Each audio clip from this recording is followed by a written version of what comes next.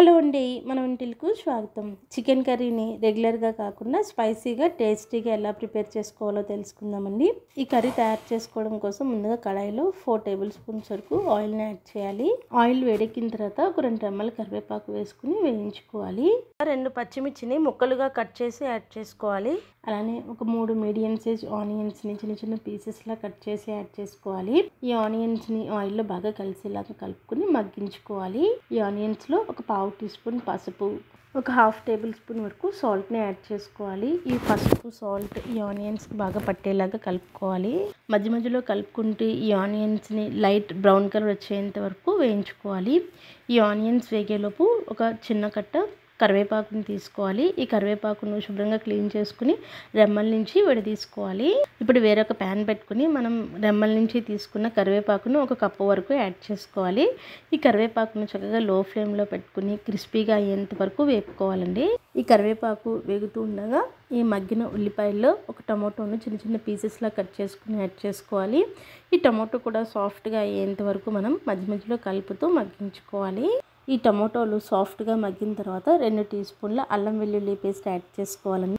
అల్లం వెల్లుల్లి పేస్ట్ పచ్చివాసన పోయేంత వరకు ఫ్రై చేసుకున్న తర్వాత 1/2 కేజీ చికెన్ యాడ్ చేసుకోవాలండి.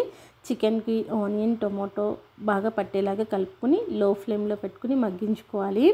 ఈ కరివేపాకుని మనం క్రిస్పీగా అయ్యేంత వరకు వేయించుకున్న తర్వాత ఒక మిక్సీ జార్లోనికి తీసుకోవాలండి. అలానే ఒక 12 వరకు ఎండుమిర్చిని తీసుకోవాలి. ఈ ఎండుమిర్చిని కూడా చక్కగా క్రిస్పీగా అయ్యేంత వరకు వేపుకోవాలి. ఒక 1/2 టీ స్పూన్ మిరియాలని యాడ్ చేసుకోవాలి. ఒక చిన్న దాల్చిన చెక్క ముక్కని, ఒక 4 లవంగాలు, 2 యాలకులను యాడ్ చేసుకోవాలి. ఈ స్పైసెస్ని చక్కగా లో ఫ్లేమ్లో పెట్టుకుని దోరగా వేపుకోవాలి. అలానే ఒక 1/2 టేబుల్ స్పూన్ వరకు ధనియాలు, ఒక 1/2 టీ స్పూన్ జీలకర్రను యాడ్ చేసుకోవాలి. ఒక 1/2 టీ స్పూన్ సోంపు కూడా వేసుకోవాలండి. సోంపు వేసుకుంటే డైజెషన్ బాగుంటుంది. ఈ స్పైసెస్ అన్నింటినీ లో ఫ్లేమ్లో పెట్టుకుని చక్కటి సువాసన వచ్చేంత వరకు వేపుకున్న తర్వాత ఈ కరివేపాకు వేసుకున్న మిక్సీ జార్లోనికి ట్రాన్స్ఫర్ చేసేసుకోవాలి. మనం వేయించుకున్న ఈ ఇంగ్రీడియంట్స్ అన్నిటిని చల్లారి పెట్టుకున్న తర్వాత ఇలా కోర్స్ పౌడర్లా గ్రైండ్ చేసుకోవాలండి. 5 మినిట్స్ లో ఫ్లేమ్లో పెట్టుకున్న తర్వాత చికెన్ నుంచి వాటర్ ఇలా రిలీజ్ అయి ఉంటుందండి. ఇప్పుడు ఈ చికెన్లో ఒక టేబుల్ స్పూన్ వరకు సాల్ట్ని యాడ్ చేసుకోవాలి. సాల్ట్ ఈ చికెన్లో బాగా కలిసేలాగా కలుపుకోవాలండి.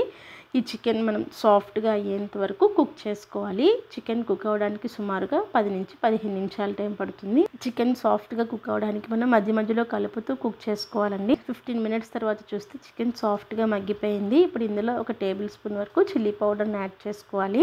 అలానే మనం ముందుగా గ్రైండ్ చేసి పెట్టుకున్న కరివేపాకు మసాలాని ఒక 3 టేబుల్ స్పూన్స్ వరకు యాడ్ చేసుకోవాలండి. మీరు తినే స్పైసీనెస్ని బట్టి ఈ కరివేపాకు మసాలాని చిల్లీ పౌడర్ని అడ్జస్ట్ చేసుకుని వేసుకోవాలి.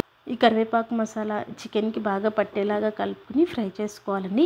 ఈ మసాలా అంతా ఒకసారి యాడ్ చేయకుండా 2-3 బ్యాచెస్కి యాడ్ చేసుకుంటే ఆ ఫ్లేవర్ అంతా చికెన్కి బాగా పడుతుందండి. ఈ కరివేపాకు మసాలా వేసుకున్న తర్వాత మరలా ఒక 5 మినిట్స్ మూత పెట్టుకుని మగ్గించుకోవాలి.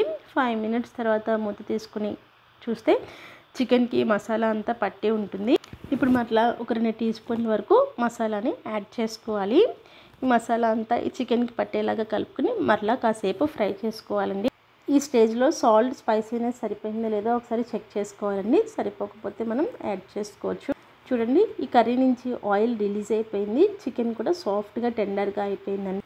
అంతేనండి, ఎంతో టేస్టీగా ఉండే స్పైసీ కరివేపాకు చికెన్ రెడీ అయిపోయింది. ఈ రెసిపీని మీరు అందరూ ట్రై చేసి టేస్ట్ని ఎంజాయ్ చేసి మీ ఫీడ్బ్యాక్ తెలియజేస్తారని కోరుకుంటున్నానండి. థ్యాంక్ యూ అండి. Thank you for watching.